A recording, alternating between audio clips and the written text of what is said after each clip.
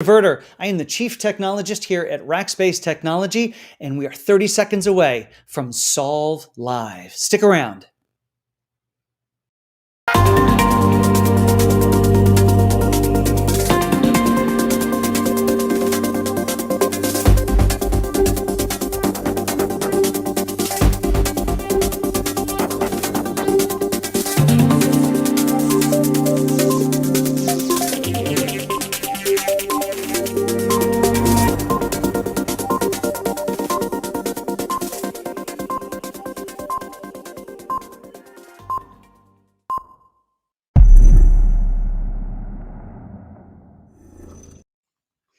Well, again, good morning, everyone. My name is Jeff DeVerter, and I'm the Chief Technology Evangelist here at Rackspace Technology.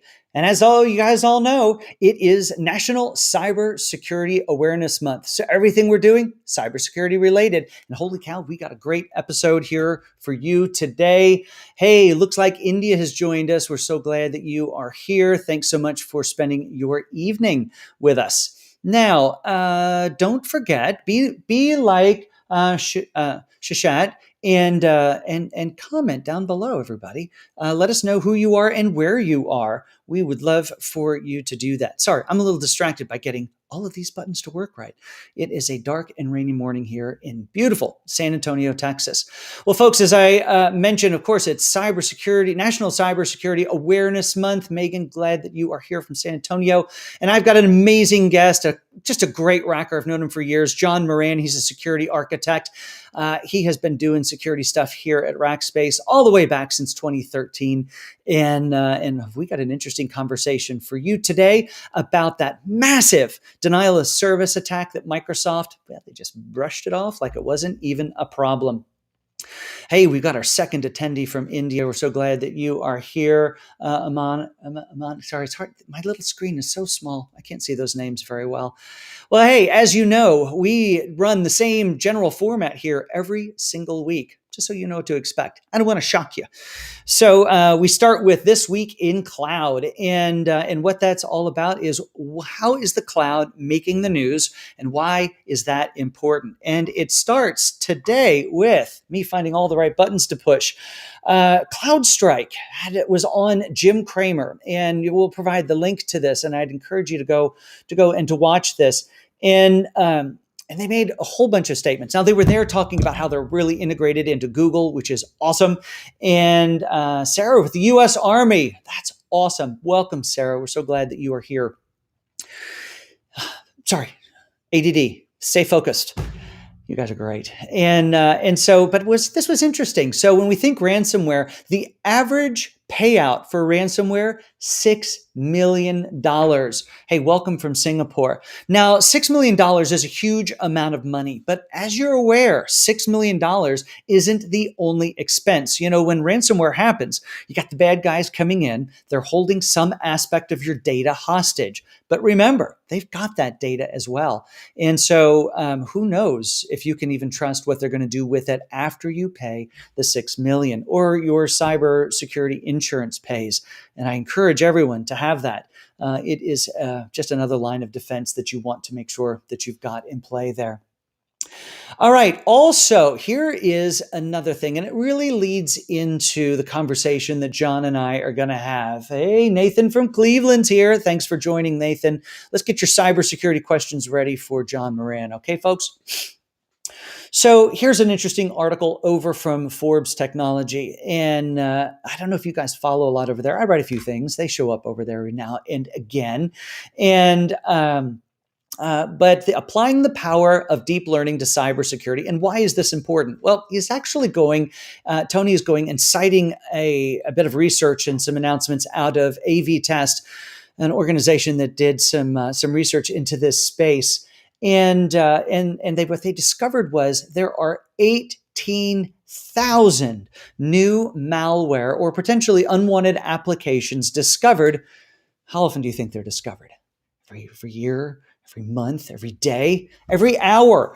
So it's impossible for humans to keep up with this. But this is another area where deep learning is providing power to us that really would just be incredibly difficult to figure out. on our own. So, and it's power that comes to us when you're adopting public cloud. And public cloud brings a level of infrastructure and existing capabilities that a lot of times we don't consider. John and I are going to talk about just that. And so Javier, you're making my point. What options do people have? Almost helpless. Absolutely.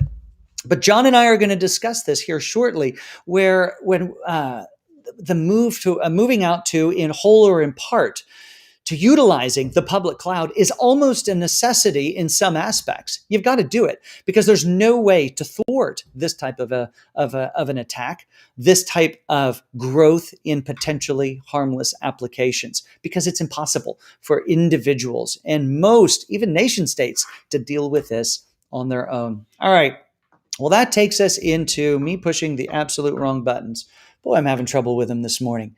Hey, that takes us into cloud releases this week and why they are important. And first, we're going to start with AWS, as we tend to. And SageMaker projects now support image building inside of the CI/CD templates. Now, this is for folks who have adopted containers, and it allows for the dynamic building of machine learning projects for inside and around containers for companies who have adopted a DevOps mindset, of course, utilizing CI/CD, and it integrates fully into that. So SageMaker making some advancements there, which is great because it's part of that. And I've talked about this a lot. It's those additional incremental benefits. They're not just dropping technology off and moving on to something else. These hyperscalers are dropping these technology off and they're elevating its capability. Specifically, let's talk about Code Guru from AWS. Code Guru Reviewer is a developer tool that leverages automated reasoning and machine learning to projects to detect potential code defects. Now, this isn't new technology, but they have it's now able to do that in AWS Java Software Development Kit version number 2. Hey, we got somebody in from Toronto. We're going to talk about emergency response here shortly when we get into it. And so this is what's new from AWS. Let's talk about Azure for just a second. So new from Azure Maps iOS Software Development Kit is now in public preview. And what this allows you to do, obviously, is to now utilize Azure Maps and integrate that into the iOS Software Development Kit, but also be able to do that in a consistent way with what they've already released for the Android Software Development Kit. So good on you, Azure, for continuing to develop there. Also from Azure is Azure Machine Learning is now generally available in their West US 3 data center. So machine learning as a capability continuing to grow across the different regions in the Microsoft network of their Azure capabilities. Now we go over to Google. Google's got some threat detection built in here. Hey, Chris, welcome from San Antonio here. I'm in San Antonio too. Let's go get a taco. Sorry, focus. So threat detection launched as an integrated into Chronicle. So this is now being integrated into the Security Command Center, which is part of GCP, and it integrated into Chronicle, which lets you perform advanced analysis of threat findings. And that's, of course, required. And it's the theme of everything I guess we're talking about today. And that is, how do we do this at scale? And this is part of that core fabric of capabilities that the hyperscalers are bringing to market. Not just to, they've got this great technology to help your applications run better, but now you've got all of this capability that exists as a platform for you to actually sit on and run your applications on, which is fantastic. All right. Also, now in preview is Data Profiler for Bigquery. Again, I guess the theme of the day is machine learning and how it integrates into your applications that are running in the hyperscalers. So Data Profiler service of cloud DLP, or data loss prevention, lets you protect your data across the organization by identifying automatically where your sensitive data is inside of Hey, Chris, you're awesome. Inside of your BigQuery tables, so it's looking for sensitive data and identifying it as PII. It's figuring out if it looks like credit cards, if it's looking at like social security information, all sorts of different ways that it identifies PIIs or sensitive data. So it's doing that in a automated fashion and adding that into the security center. All right. Now let's jump into that cloud discussion, and I'm going to let's bring John Moran up onto the stage where we're going to get to chat a little bit about what's been going on over at Microsoft. So, John, welcome to the program. It's your first time here. It is. Hey, thanks for having me. Absolutely. Hey, so Microsoft's been in the news, and it comes from a blog post that they put out where last August they had the biggest denial of service attack against the Azure footprint, specifically about a customer in their European region. But before we get into that and the specifics about it, you're a security professional, John. What's a distributed denial of service attack? Right. That's really where nodes that are geographically dispersed throughout the globe all work together in tandem to kind of release an attack against any particular service application, so it renders it unusable, right? So that the end users, whether they're internal or external, they just can't use the resource. It's down. Right. And it does it not necessarily through breaching your network and being in and stealing stuff or ransomware, but it truly is just sending tons and tons of traffic at your network, at your applications to just make it busy so that real customers can't necessarily get through there until you actually use it. That's correct, right? And so working in a security operations center, it's also maybe throwing you off, right? So maybe they're doing that, but they're also doing something else, right? So it's good to know that and to have systems in place to kind of help you with that, so that you can go target on keeping the business up. Yeah, so maybe the distributed denial of service attack is a bit of a false flag while they're actually breaching on another front. Exactly, banging on the window, but then go check the back door as well. That's an awesome way to say it. Hey, let's do a live poll. We've never done one here before. You guys are going to be help us experiment. So, producer Daniel, let's bring that up. You guys can head over to slido.com and put in that code, or just hold up your phones to that QR code. And has your company ever been a target of a distributed denial of service attack? Yes, no, or you don't know because your company just dealt with it. So we're going to leave that up there for a second, John, while people get it all put in, and let's jump into some of the specifics about this attack. So maybe walk us through a little bit of the specifics about it. So this, from my understanding, it was called a UDP Reflection Attack, right? Where an attacker sends malformed packets into your network to make it respond to itself. So it just kind of grows and grows and grows upon itself to where the service is just rendered useless.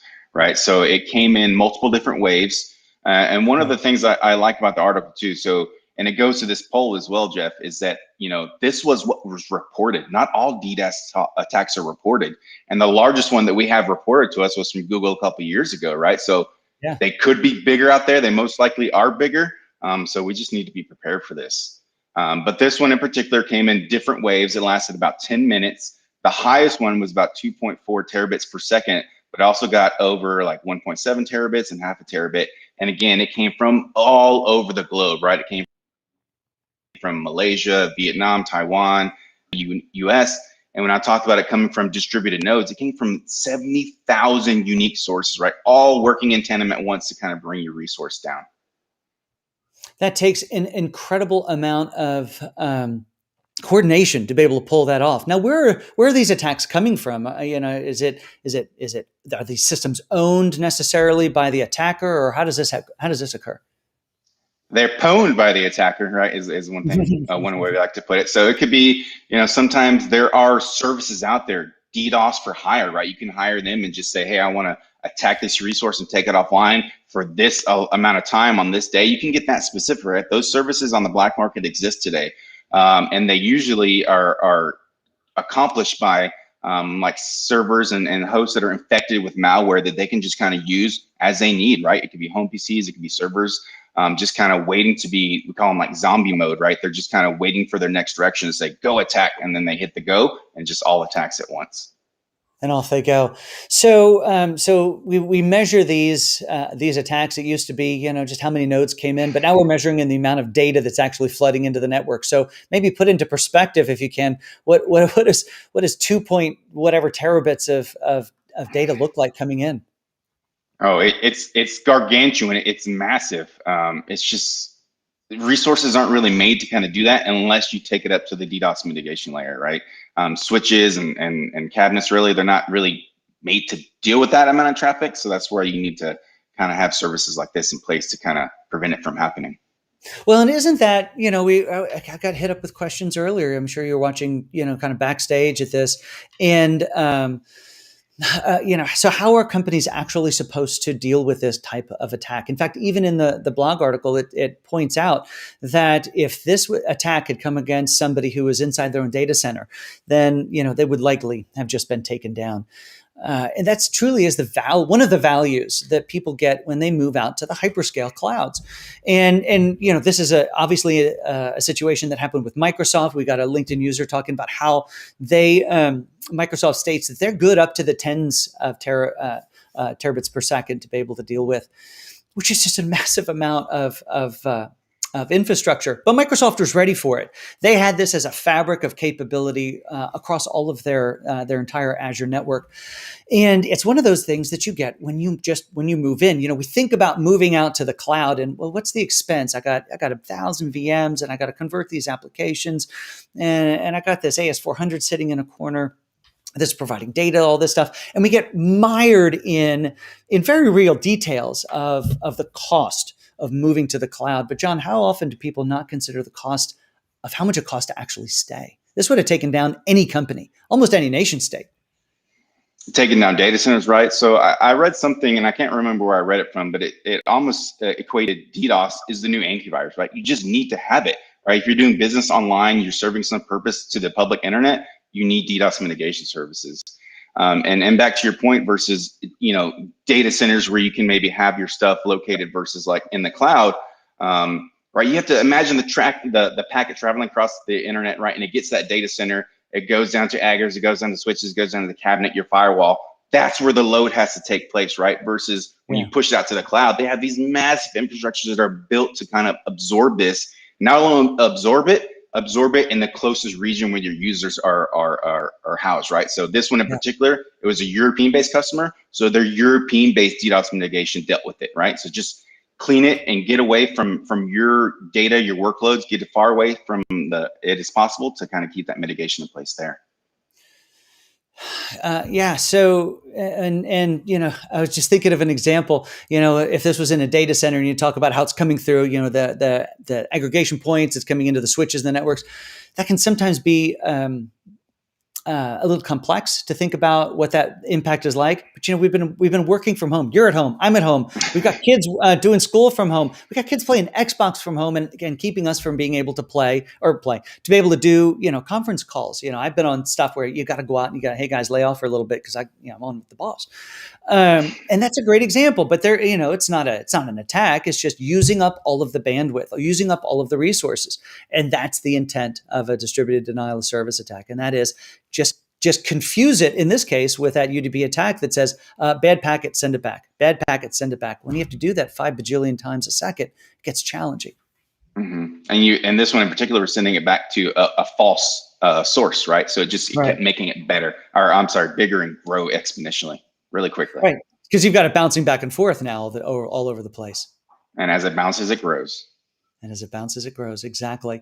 So let's also talk about, you mentioned that, here, I'm just going to put up down below. If people want to continue to participate in that slide, or that survey, you can do that.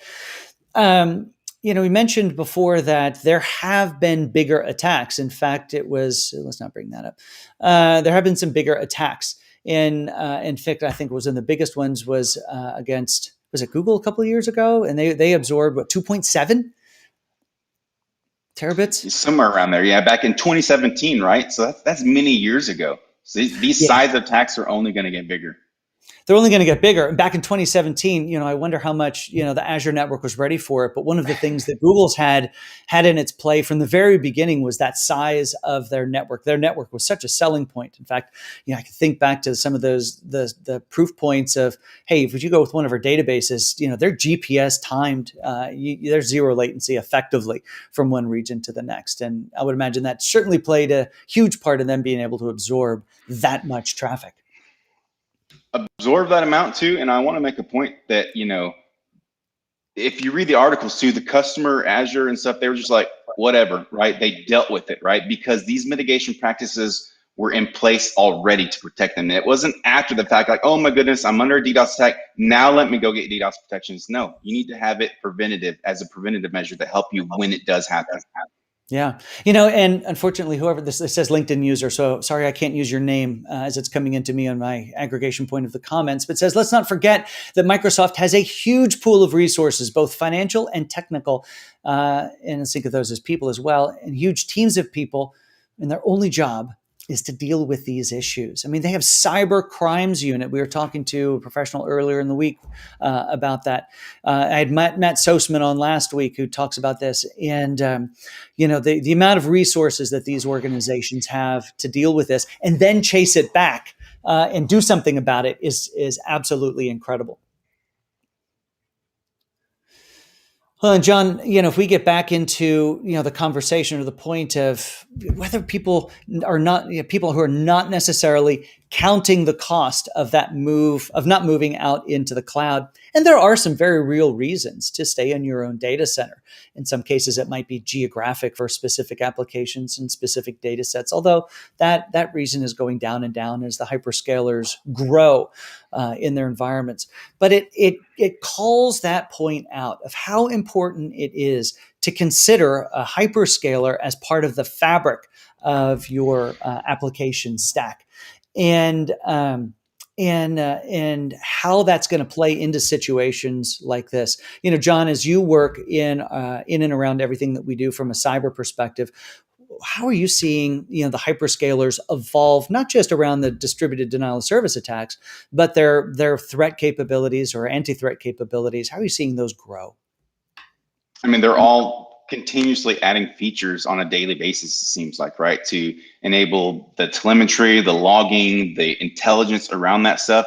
It's just going and being enabled now in these hyperscaler providers. So just really it's up to the end users, right, to go ahead and take advantage of that data and then do something with it, right? Do you feed it to your SIEM where it can get correlated against rules and kind of alert your analyst, your security team, or you maybe to your managed detection and response provider, right? There's just so many more things that these hyperscalers have available that are just waiting to be ready and used. That's right. Hey, let's bring the poll back up, even though it's just been a few minutes since we've been doing it. More people than not know that their company has been an attack or recipient of a distributed denial of service attack. And from that news article, John, that I talked about earlier, and it goes to the question I asked you as far as where are these attacks coming from? And it's coming from malware, and there have been, from that article that I read and the need for using machine learning models to identify that stuff, 18,000 new bits of malware per hour globally. So when we talk about where are these attacks coming from, or are you potentially going to be a recipient of this? Well, it's that malware that potentially could be one of those, I'll call it a foreign digital agent who's just waiting for the call to send out bad traffic. Yeah, definitely. Real quick, shout out to Bianca. I haven't seen you in a long time. Hope you're doing well, Bianca. But you're right, Jeff. Your fans are here. Your fans are here. You're right. So, back in the day, right, malware was like destructive, right? I'm going to go in, I'm going to mess up your operations, delete your data. But now it's a lot of the stuff that kept me up at night when I was running the SOC was like, that stuff I don't know. Like it infects you, but then what is it doing? It's not launching, it's not deleting, it's just staying there, right? And it could be part of this to become a part of a zombie node to where I'm going to be using your resources later to launch attacks. Yep. All right, everyone. So the survey, more people than not have been, their companies have been a recipient of a distributed denial of service attack. Microsoft just walked through without any issue a 2.3, 2.4 terabit per second attack in August. They told us about it just this week or the end of last week. But we're gonna leave that survey up because we get a gargantuan amount of folks who will watch these over the course of the next day or two, and we'll come back and talk about those findings next week. The survey will stay live for the next several days, so if you have a chance, go ahead and fill out that survey. Or just click the button. There's no big fill out. Just have you been a recipient? Yes, no, or I don't know. All right. Hey, Josh, it is our pleasure to put this on. We enjoy these conversations. Hey, let me ask you another question, team, listeners, watchers. What else are you wanting to hear about here? I'll put up one of these surveys here coming up about some topics that you can choose. We're all talking about cybersecurity this month because it's so important. But if there's other topics you'd love for us to cover in the coming weeks and months, go ahead and put it in the chat down below. John, any closing statements, encouragements for folks as they help lead their organizations from an IT point of view and how they can help protect themselves at large? I'm kind of still reminding, talking about workloads and, on-prem versus in the cloud, right? One of those things that was ingrained with us here at Rackspace, right, is the cloud may not be for everything, which I think that's starting to narrow a little bit more, but it is for everyone, right? There is a use case out there for all different kinds of workload, servers, serverless, right? Containers, just using the native services, right? Just something in there for everyone. And we encourage you to take a look at it. And if you want, we've got, people inside of, very educated people inside of all the platforms that kind of answer questions for you. That's right. We're here to help. That's what these Solve Lives are all about, bringing professionals, IT professionals here to you guys live. You can ask us questions. And we're not here to sell you anything. Rackspace is, but we're not here to sell you anything. We're just here to help. So feel free to comment down below. Feel free to send me an email. Email is just first name dot last name at Rackspace. If you want to reach out and ask any questions anytime, I'd be happy to respond.